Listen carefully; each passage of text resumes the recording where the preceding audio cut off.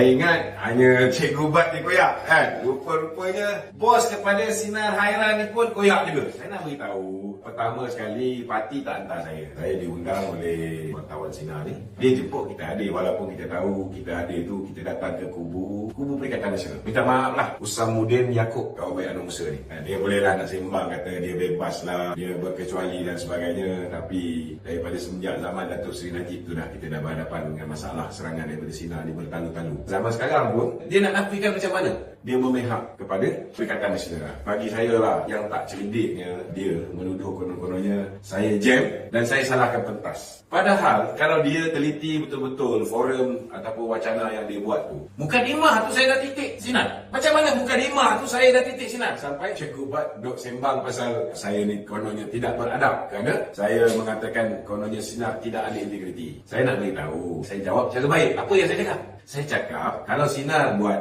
pool, tentulah ianya akan berpihak kepada orang yang buat media buy dengannya ataupun orang yang pendana dia. Saya pun sebut kalau PH buat survey ataupun pool, sudah pasti orang yang buat survey ataupun pool bagi pihak PH itu, dia akan kata sesuatu yang sedap untuk didengar oleh PH. Saya cakap dengan bahasa sopan santun. Kalau saya tak sopan santun, saya akan dedahkan betapa penipunya Sinar ni. Saya nak ambil contoh kan, betapa penipunya Sinar. Soalan dia sama. Anda merasakan orang muda akan pilih parti mana pada PRN nanti? Masa wacana ni, dia kata yang sokong PN ini 63%. Tapi dia tak sedar ke ataupun host tu tak perasan. Pada tarikh 29 hari bulan, beberapa hari sebelum tu, dapatan dia, ini hasilnya tuan-tuan. Hasil dapatan itu 66.1% menyokong PHBN. Saudara Usamuddin ni, kalau nak menipu pun, pilihlah orang yang cerdik sikit nak menipu. Bila saya mula mukadimah ni, saya dah balun Sinar. Maknanya, saya datang tu bukan nak hadap dua ekor manusia bernama Badrul Hisham Sharif dengan Tun Faisal. Ini bukan lawan saya. Lawan saya ialah Sinar Hairan ni. Kerana apa? Saya punya geram dengan Sinar. Saya datang ni kerana nak lawan Sinar. Bukan nak lawan dengan Tun Faisal ni. Kerana Sinar ni saudara cukup menyinar kerja dia memburuk-burukkan kerajaan. Kita tengok bagaimana dia memanipulate tajuk-tajuk berita, membuat orang benci dengan Barisan Nasional, isu Musang King, macam mana dia mainkan berita tu. Macam-macam. KWSP, kita lihat bagaimana mereka manipulate. Saudara, memang jahat. Saya cakap terus terang, memang jahat. Dia nak nafikan bahawa mereka ni terang-terang pro Perikatan Nasional, nafikanlah.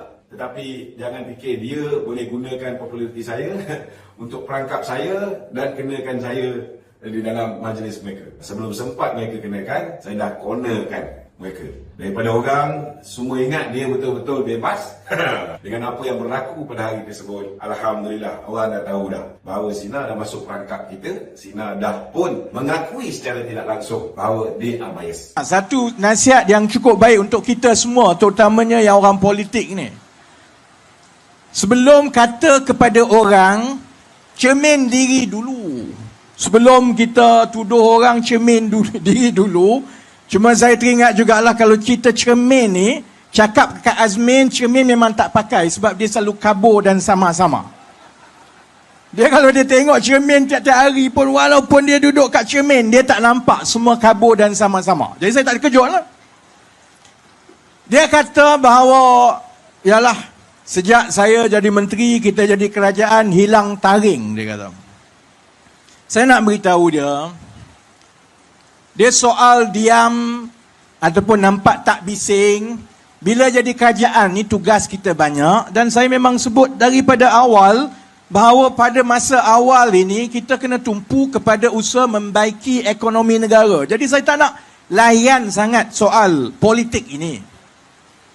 Tapi kalau saya jadi Azmin lah, paling kurang lah sebelum tuduh orang lain hilang taring, paling kurang saya cermin diri. Sebab saya nak beritahu, aku hilang taring pun, paling kurang aku menang pilihan raya.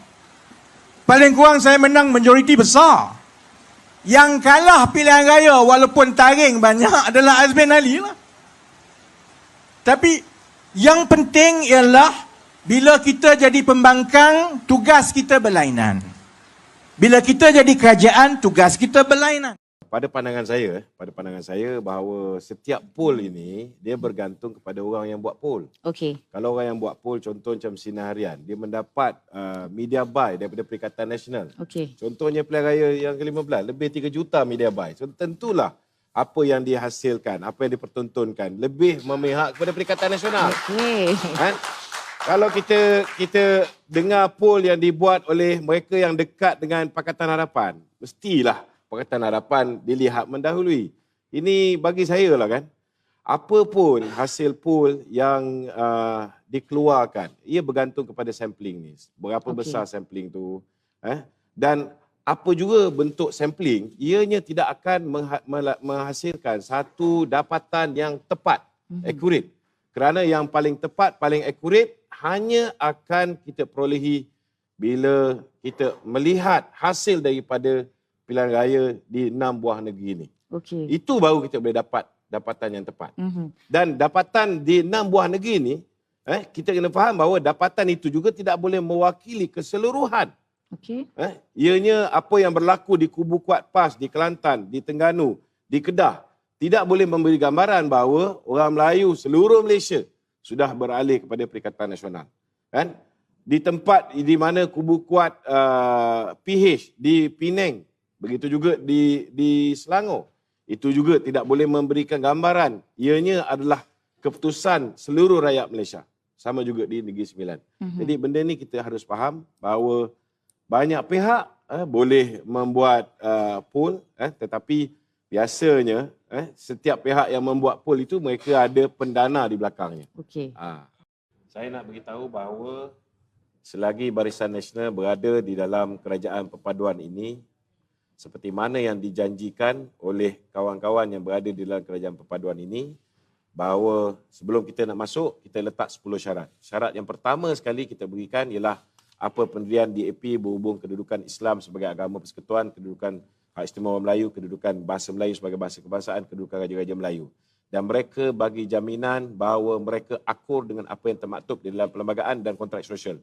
Jadi saya minta kepada rakan-rakan yang bimbang sangat takut DAP ni menguasai kita. Setakat ni alhamdulillah, selagi kita berada di dalam kerajaan, kita akan pastikan tidak ada mana-mana pihak yang akan mencabar perkara ni. Okey. Dan sekiranya ada pihak mencabar perkara ni, kalau kita boleh tarik sokongan terhadap Muhyiddin Yassin, bila-bila masa kita boleh tarik sokongan terhadap kerajaan perpaduan.